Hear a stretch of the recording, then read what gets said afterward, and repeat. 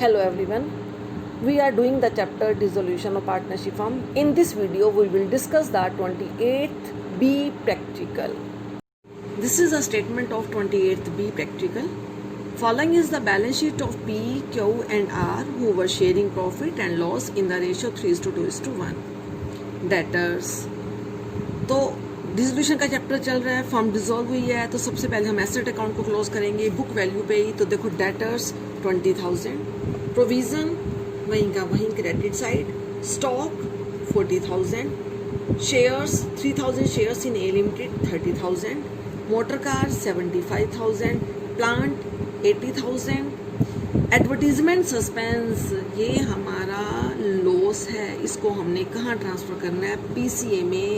तो देखो advertisement suspense 84,000 PQR में इनकी रेशियो में डिस्ट्रीब्यूट कर देंगे 3:2:1 में 42,000, 28,000 एंड 14,000। बैंक ओवरड्राफ्ट ये नया पॉइंट आया है। लिसन, बैंक ओवरड्राफ्ट भी एक्सटर्नल लाइबिलिटी है, इसको हमने रियलाइजेशन अकाउंट में ही ट्रांसफर करना है। ये नया पॉइंट है तुम्हारे लिए। पहले वाला मेथड जो होता था उसमें ना हम बैंक ओवरड्राफ्ट को बैंक अकाउंट में ट्रांसफर करते थे, लेकिन अब चेंज हो चुका है। अब बैंक ओवरड्राफ्ट एक्सटर्नल लाइबिलिटी मानी जाती है, इसको भी अदर लाइबिलिटीज की तरह रियलाइजेशन अकाउंट की क्रेडिट साइड ही ट्रांसफर करेंगे।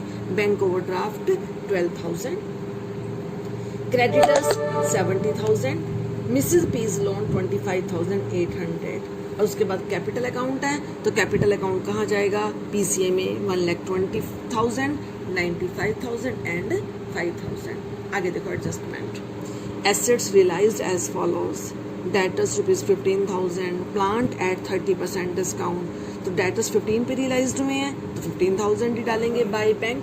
डेटर्स 15, प्लांट 30% डिस्काउंट, तो प्लांट हमारा 80,000 का है, ये 30% लेस पे है, तो लेस कर दो 30% निकाल के, यानी कि 70%। तो 80,000 का 70% 56,000। आगे नेक्स्ट ट्रांजेक्शन है, stock was valued at ₹36,000 and this was taken over by P and Q equally. Stock 36,000 पे वैल्यूड हुआ है और इसको पी और क्यू इक्वली ले रहे हैं, तो पार्टनर्स टेक ओवर कर रहे हैं, तो पार्टनर्स के नाम डालेंगे। By P's capital, by Q's capital, ये किसकी है, stock 18,000 and 18,000। Next transaction, market value of the shares of a limited is ₹16 per share. देखो हमारे पास कितने शेयर्स थे, 3,000 शेयर, और अब मार्केट वैल्यू क्या है, ₹16 पर शेयर है। Half the shares were sold in the market and the balance half were taken over by P and Q in their profit sharing ratio. देखो 3,000 शेयर हैं, एक share की value है ₹16, तो इसका मतलब हमारे शेयर्स 48,000 के हो गए। हाफ शेयर्स मार्केट में सेल किए हैं, यानी कि 48,000 का हाफ 24,000, तो हमें कैश रियलाइज हुआ है, शेयर्स बैंक वाले हेडिंग में डाल देंगे। और रिमेनिंग हाफ पी और क्यू ने अपनी रेशियो में डिस्ट्रीब्यूट कर लिए हैं, तो पी और क्यू की रेशियो क्या है, 3:2, तो 3/5 और 2/5, तो इस प्रकार 14,400 एंड 90,600, ये 24,000 का होगा। Next, a creditor for ₹50,000 took over motor car in full settlement of his claim.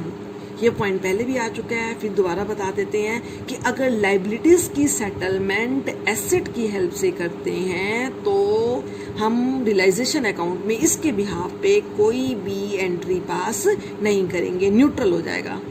इधर से लाइबिलिटीज कम हो रही हैं, इधर से हमारी एसेट कम हो रही हैं। तो 50,000 के क्रेडिटर्स ने मोटर कार फुल एक्सेप्टेंस में, फुल सेटलमेंट में एक्सेप्ट कर ली है, तो 50,000 के हमारे क्रेडिटर्स कट, 70 के थे 50 के कट, अब रिमेनिंग कितने बचे हैं हमारे 20,000।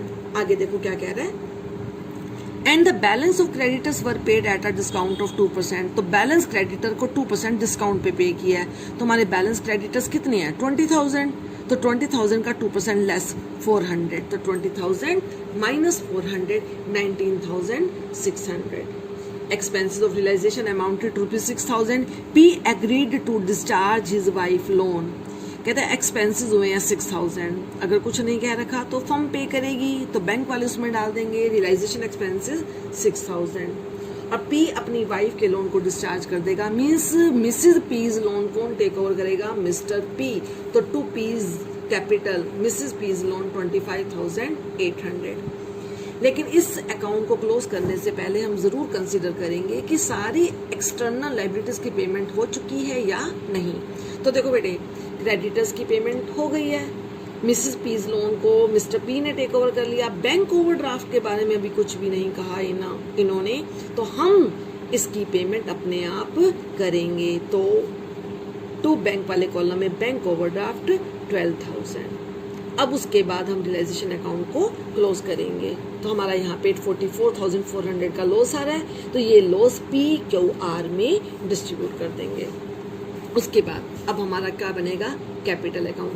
तो देखो बेटे, बैलेंस तो पहले ही हम ट्रांसफर कर चुके हैं, और ये एडवर्टीजमेंट एक्सपेंसेस ये भी हम ट्रांसफर कर चुके हैं। अब रियलाइजेशन अकाउंट से क्रॉस ट्रांसफर करेंगे। तो देखो बेटा, PQ 18 है, यहाँ आएगा डेबिट साइड 18,000 हो गया। उसके बाद फिर PQ है 14,400 9600, तो ये भी डेबिट साइड 14,400 9600। उसके बाद फिर ये लॉस है PQR का, तो ये लॉस भी कहाँ ट्रांसफर करेंगे, PQR के अकाउंट में। तो टू रियलाइजेशन 22,200 14,800 एंड 7,400।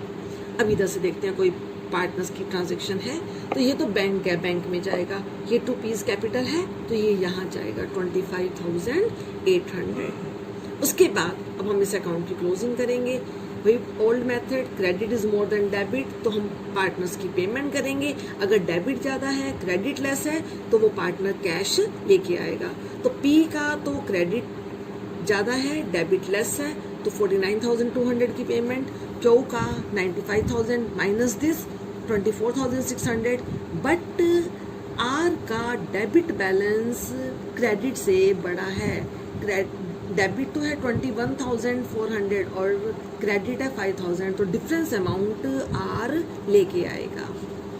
अब last bank account. Bank account यहाँ पे बैंक बैलेंस तो है ही नहीं, बैंक ओवरड्राफ्ट था, तो बैलेंस शीट में से कुछ ट्रांसफर हुआ ही नहीं है। अब हम रियलाइजेशन अकाउंट से ट्रांसफर करेंगे बैंक वाली ट्रांजैक्शन। तो देखो, बैंक वाली ये 95,000 है, तो यहाँ आ जाएगा, ये अलग अलग लिखा है 71 एंड 24, तो 95 ही आएगा। असल में 71 आया ये इन दोनों का टोटल, और 24,000 ये है। यहाँ तो इकट्ठा कर दिया, लेकिन यहाँ पे अलग अलग लिख लिया, तो ये आ गया।